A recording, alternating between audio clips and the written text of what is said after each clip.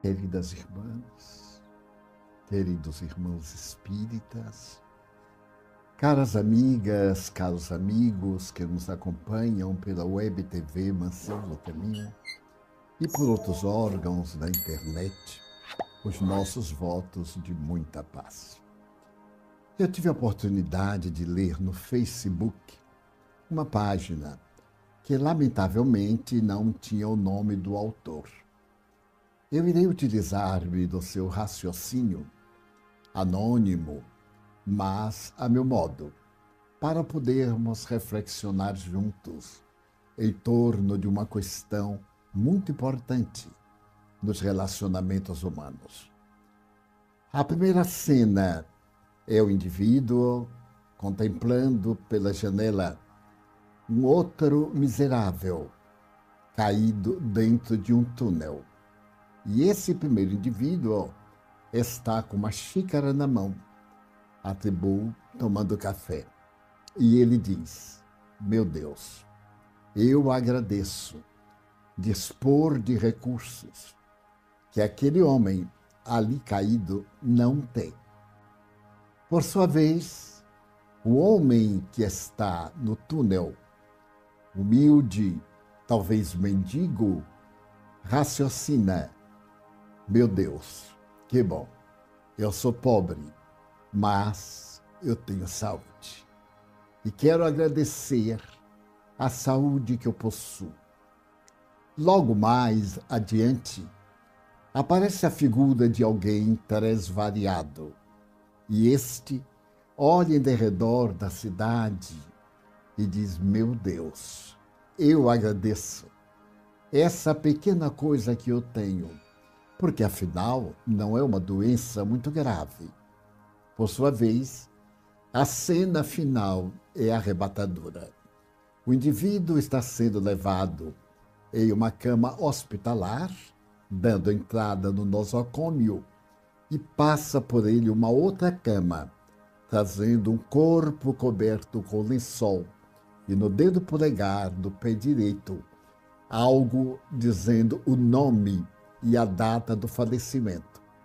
E aquele doente que parece estar indo para a sala de cirurgia diz: ah, meu Deus, eu agradeço a vida. Mas o morto não tem oportunidade, porque para ele a vida orgânica já passou. Fiquei meditando a respeito dessa oportuna reflexão e lembrei-me que bem pouco agradecemos à vida, a grandeza e o milagre da própria vida. Afinal de contas, a vida, na sua generalidade, como dizia Aristóteles, é tudo aquilo que vibra, tudo aquilo que se movimenta, tudo aquilo que tem ação. Então, a isso nós poderemos chamar vida. No que se refere à criatura humana, o grande biólogo francês Claude Bernard assevera que a vida é essa junção de órgãos do corpo humano que termina por elaborar a consciência, o pensamento, a lógica, a razão.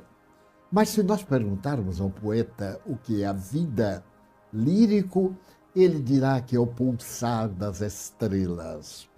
Outro talvez diga: a vida é o humus na intimidade da terra, para poder proporcionar às raízes absorver os elementos vitais para a manutenção da sua realidade vegetal.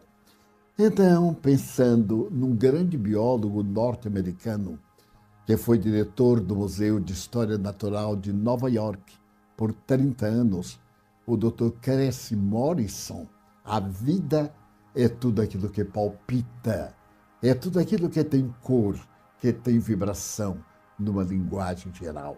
A vida humana é o momento culminante da criação, seja sob o ponto de vista místico, teológico, seja pelo ponto de vista materialista. É aquele momento grandioso em que o ser começa a pensar e, naturalmente, a discernir, porque uma estrela tem o brilho tão grande e a outra tem o brilho tão pálido? Ele vai descobrir que é o combustível que mantém a estrela. A estrela brilhante é uma novíssima. A estrela pálida é média. Uma estrela vermelha está consumindo-se e se vai transformar numa estrela anã, perdendo a sua finalidade estelar de ter à volta algum planeta. A vida é de interesse para todos nós, porque logo quando o homem começou a pensar, escreve um admirável pensador de origem mexicana, o Dr. Miguel. Ele assevera que a vida é esse suave mistério que envolve a natureza e que nas grandes colinas de uma cidade próxima à capital do México, em Teotihuacan, a vida é a exuberância do nascer e do pôr do sol, sem que haja qualquer interrupção neste ciclo vital intermino que se vai consumir nos milênios dos milênios. No entanto, o grande desafio da vida é viver. Viver do ponto de vista biológico, fenômeno automático. Nós, através do nosso sistema nervoso autônomo, temos vários fenômenos para os quais não contribuímos sequer com o pensamento. A circulação do nosso sangue, a digestão, a respiração, pertencem aos fenômenos autônomos do nosso sistema nervoso. Mas ainda temos dois outros sistemas nervosos que compõem o quadro do pensamento, da percepção extrasensorial, e que, irrigados pelas glândulas endócrinas, principalmente o timo, a pineal, abre espaço para a comunicação com a vida transcendente. Então, este é o milagre da vida. Mas para que seja um milagre exitoso, existe uma ética de comportamento. Esta ética de comportamento foi proposta por Platão, inspirado no pensamento socrático. Mas apenas como ética, ela ofereceu diretrizes morais. Necessitava de algo mais que Aristóteles, a posteriori, vai sugerir: a estética, a beleza, apresentada por Dostoiévski, aquela beleza que vai salvar o mundo certo dia. E quando nós olhamos a paisagem terrestre, não nos podemos evitar de notar a beleza e o caos, a ética e o desequilíbrio. Ao mesmo tempo, toda a harmonia e o desarranjo fazem parte, esses dois pontos, o ponto positivo e o ponto negativo, daquilo que nós chamamos percepção da vida. E essa percepção da vida é muito variável para cada um de nós, a depender do nosso estágio de natureza, intelecto, moral. Se nós temos uma visão profunda de percepção intelectiva, a vida tem um significado. Não pouco nos basta, porque as nossas interrogações perdem-se no infinito. Mas se a nossa vida é modesta e não desenvolvemos a percepção da cultura, o alimento, o sexo e o repouso constituem a finalidade basilar da vida. Então, o que seria como grande mensagem da vida? O amor. Porque o amor é o próprio ar de Deus, dando energia ou vitalidade à vida. Daí João, o evangelista, dizer que Deus é amor. Mas para que nós possamos exercer o amor, há outros sentimentos que se incorporam a esse sentido ético para poder tornar o amor realmente um quadro relevante. E um dos sentimentos básicos do amor chama-se gratidão. Gratidão, na atualidade, é algo um tanto esquecido. Quando a Unesco compôs as linhas básicas para a vida de paz universal, estabeleceu 6 princípios, sendo que o último está exarado nos seguintes termos: temos que redescobrir a solidariedade. Equivale dizer que, em alguma época, já fomos solidários, mas na atual vida nós estamos solitários. A nossa vida está cheia do ego, das ambições pessoais, das paixões que não nos preenchem, o chamado vazio existencial. E o vazio existencial ocorre principalmente por causa do ego, aquilo que eu quero, não aquilo que eu sou, o que eu pretendo, mas não que eu já consegui. Essas realizações externas da minha personalidade e não as razões internas da minha individualidade, aquilo que eu sou em relação àquilo que eu estou. Então, nós vamos reflexionar um pouco a respeito de gratidão. A gratidão é uma virtude, porque é algo inabitual, considerada um desafio para o nosso ego. É este sentimento de retribuir o bem que se recebeu e de anular o mal que se nos façam. Quando eu sou uma pessoa grata à vida, o mal dos maus não me faz mal, porque não sintonizo, mas o bem me faz enriquecido e eu me torno o veículo do bem, esperando a resposta na gratidão. A gratidão em si mesma não exige nenhuma compensação. Por isso que, ao abordar o tema da caridade no amor, Jesus diz que uma mão não saiba o que a outra faz. Equivale dizer a inconsciência do gesto, fazer por hábito, fazer por uma constituição de servir à humanidade. Então vai se semeando. Nem todo semeador aguarda o fruto da sua insementação, porque alguns, dizia Rui Barbosa, semeiam a couve para comerem amanhã. Outros semeiam o feijão para comer dentro de 3 dias, ou 3 meses, aliás. Outro vai semear a árvore para ter o leio para a construção da casa. E eu complemento, existem os que semeiam vidas para toda a eternidade. Semear vidas é ser grato à vida. Então, aquele homem que estava tomando café e que era um rico, agradecia a Deus não ter a necessidade que a pobreza leva ao indivíduo. Era uma forma de gratidão a Deus. Nós, invariavelmente, não agradecemos os bens, as bênçãos de que somos objetos diariamente.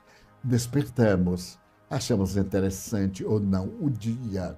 O nosso trabalho é exaustivo ou é compensador e raramente nos detemos a pensar em tudo quanto poderia ter acontecido e não aconteceu, de bem ou de mal, ou tudo o que aconteceu e nós poderíamos ter evitado o acontecimento.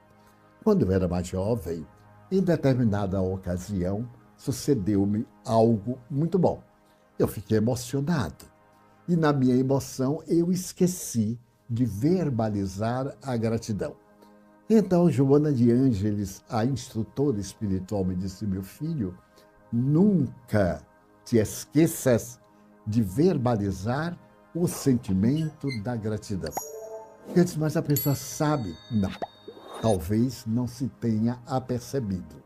E como o bem que te fez, talvez não tenha notado, vale a pena que tu estimules essa faculdade gentil do outro, para que ele possa discernir o outro lado da questão, quando opera de uma forma negativa. Então, ela cunhou, toda vez que te acontecer uma coisa, agradece a Deus por aquilo que não te aconteceu de mal. E se por acaso algo de mal te acontecer, opera o sentimento de gratidão por aquele aparente mal que te aconteceu. Passaram-se muitos anos e eu aprendi, na medida do possível, a ser grato, a dizer as palavras muito obrigado, mas não apenas a dizê-las, a sentir a alegria em poder dizê-las. E faz alguns anos eu havia terminado uma conferência em Londres e fui apresentada a uma senhora muito simpática. Ela me falou que era irlandesa e, como eu não sou muito bom em inglês, a minha intérprete me deu uma grande ajuda e me contou a sua história. Normalmente, quando eu estava em Londres ou quando era anunciado, ela tinha o prazer de vir para participar das reuniões, para confraternizar. E numa oportunidade posterior em que nós conversamos, ela disse: Mr. Schmidt, eu quero agradecer a sua presença. É tão bom quando me levanto e no auditório eu noto o seu sorriso e o seu adeus que me comovo. Ela disse: mas isso lhe faz bem? Eu disse: faz-me muito bem, porque é sinal de que a senhora tem por mim uma certa afeição. Então eu aprendi com os espíritos a agradecer tudo de bom que me acontece.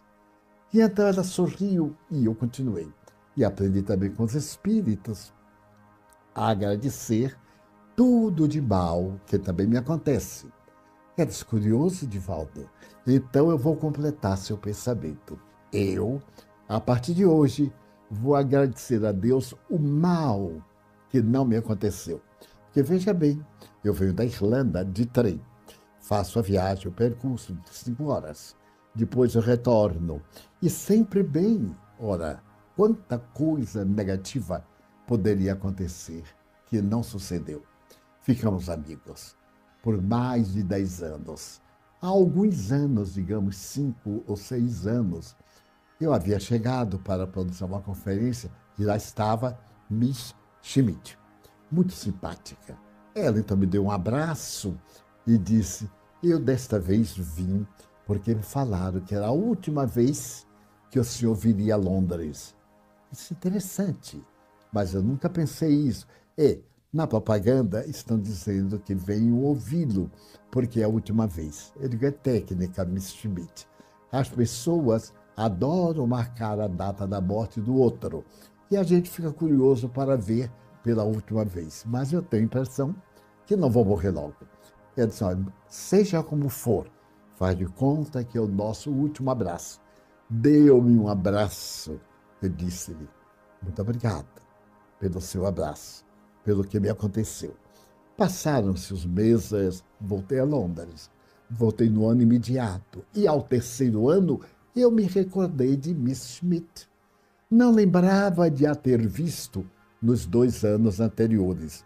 Então percorri o auditório com o olhar enquanto falava e Eda não estava presente. Supus alguma dificuldade, algum problema de saúde. Ao terminar a reunião, eu perguntei à gentil intérprete: então, que notícias você me dá de Miss Schmidt?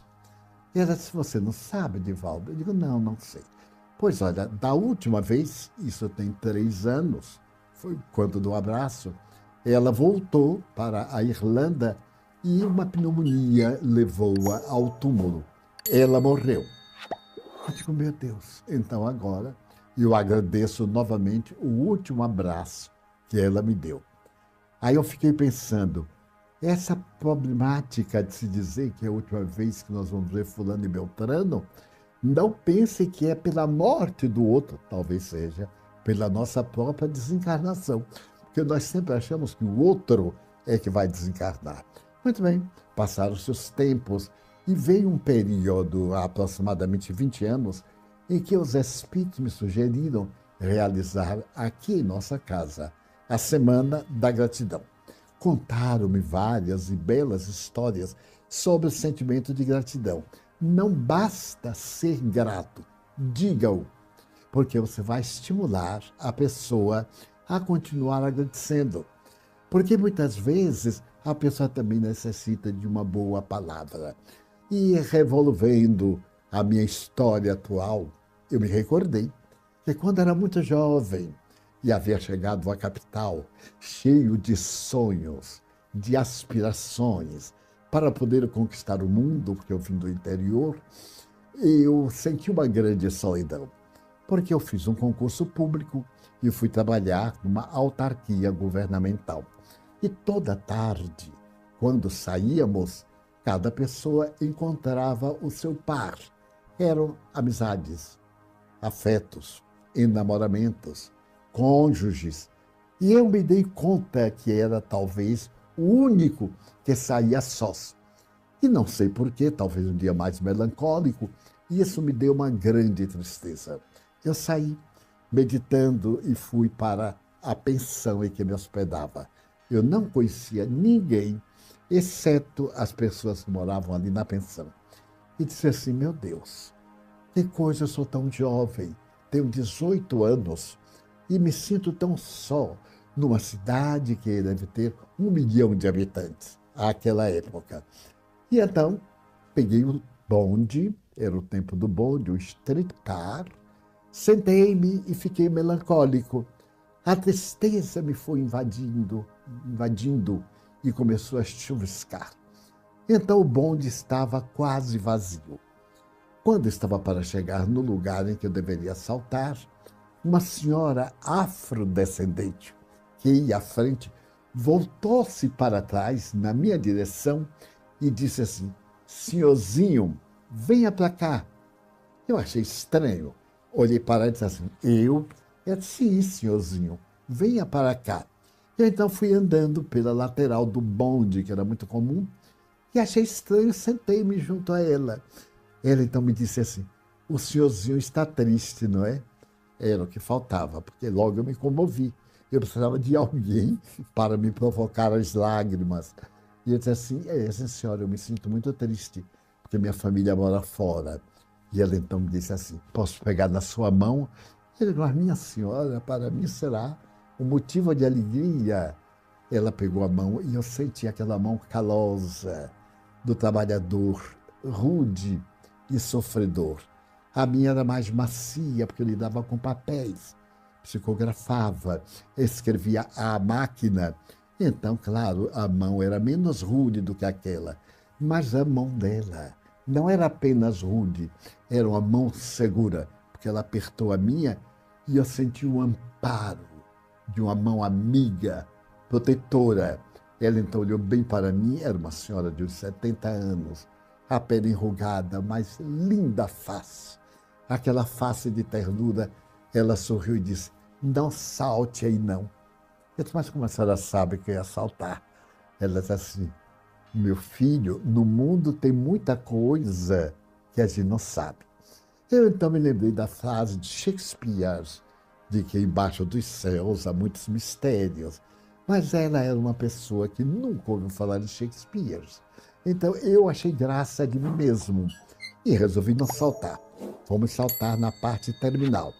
Era um lugar meio deserto, na época em que não havia grande número de casas. Ela disse: venha comigo até o meu barraco. E eu imaginei o que seria um barraco. Naquela época eu não sabia a expressão.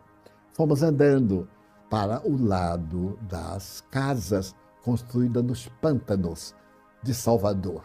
Era uma casa de pau a pique, muito modesta, mas muito limpa. Chamou minha atenção o chão tão varrido, como se diz na minha terra, que se podia comer farinha no chão, porque não estava sujo. Ela sentou-se num banquinho e disse: eu sei que o senhorzinho gosta muito de café. E eu disse: é verdade. Então eu vou preparar um café. Pegou um coador daqueles antigos, que já não tinha cor, não era nem moreno, nem preto, nada, era antiquíssimo. E fez um café horrível e me deu para tomar. Mas foi o café mais saboroso da minha vida, porque nem açúcar eu pus, tão deslumbrado eu estava com aquela senhora que me chamava de senhorzinho. E aí eu me perguntei: meu Deus, é um anjo que veio do céu para me dar as mãos. Então sentei-me e ela me pegou novamente na mão e disse: senhorzinho, não se sinta sozinho, porque o senhorzinho tenho uma missão na Terra. Nesse tempo havia o hábito de falar sobre missões. Eu falei, minha senhora, que missão? Eu sou funcionário público, tenho um salário modesto, eu estou começando. Ela disse, sim, está começando. Mas ninguém chega ao fim sem passar pelo começo. Não é verdade? Isso é verdade. Então, espere o tempo. Senhorzinho tem uma missão. E a sua missão é consolar as pessoas. Por isso que o meu guia está me pedindo para consolar o senhorzinho. Eu perguntei, a senhora tem guia? Ela disse, claro que eu tenho. Ela era uma médium extraordinária. Eu era um espírita que estava começando. Aos 18 anos, eu ainda não tinha lido o Livro dos Espíritos. Tinha feito a primeira palestra em Aracaju há apenas um ano. E ela então me disse, nós nos encontramos para apagar a sua tristeza. Deus quer que você sorria, senhorzinho. Sorria. Você nasceu para sorrir e fazer os outros sorrirem. Eu fiquei atarantado, porque era a primeira vez que eu vi aquela senhora. E sem saber o que fazer, eu digo, agora eu posso ir? Ela disse, pode. Toda vez que estiver triste, vem aqui. Esta casa é de nós dois. Eu saí caminhando e pensando, não conseguia concatenar, receber esta mensagem profunda, só fazia dizer assim, meu Deus, muito obrigado. Uma senhora estranha me ama, ela me quer bem, muito obrigado, meu Deus. E aí me comovi muito, eu era muito inexperiente e fui andando até o local em que eu me hospedava. 3, 4 dias depois, eu me lembrei dela e fui à sua casa. No domingo à tarde, eu fui à sua casa. E então eu levei um café que estava muito em moda aqui na cidade do Salvador. E disse para ela, hoje quem vai preparar o café sou eu. E levei um coador novo, afinal de contas, o dela já tinha desencarnado, reencarnado, devia estar na 5ª reencarnação. E ela ficou me olhando, mas senhorzinho, você sabe fazer café? Eu digo, olha, eu sei muita coisa. E comecei a brincar com ele, digo assim, vai ser minha avó espiritual. Eu não conheci meus avós.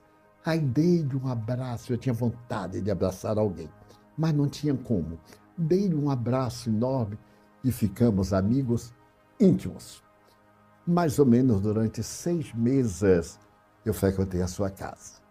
E certo dia, no sábado, que nós tínhamos reunião, eu fui levá-la em casa, agora graças à bondade de um amigo que tinha um automóvel. Convidou-me e eu então digo, olha, eu estou acompanhado de uma pessoa. Não, o carro tem lugar. Levamos. No dia seguinte, ela desencarnou. Mas antes de desencarnar, ela chamou uma vizinha e mandou uma mensagem para mim. A mensagem era esta. Diga, senhorzinho, que sempre agradeça a Deus tudo que lhe acontecer, de bom ou de mal. Eu achei estranho. Eu tinha 18 anos, como é que a coisa ruim que me acontece eu tenho que agradecer? Não tinha ideia da beleza da gratidão. E esculpi na minha alma a figura dessa criatura. Nós criamos em nossa casa um atendimento a pessoas idosas, em homenagem a ela.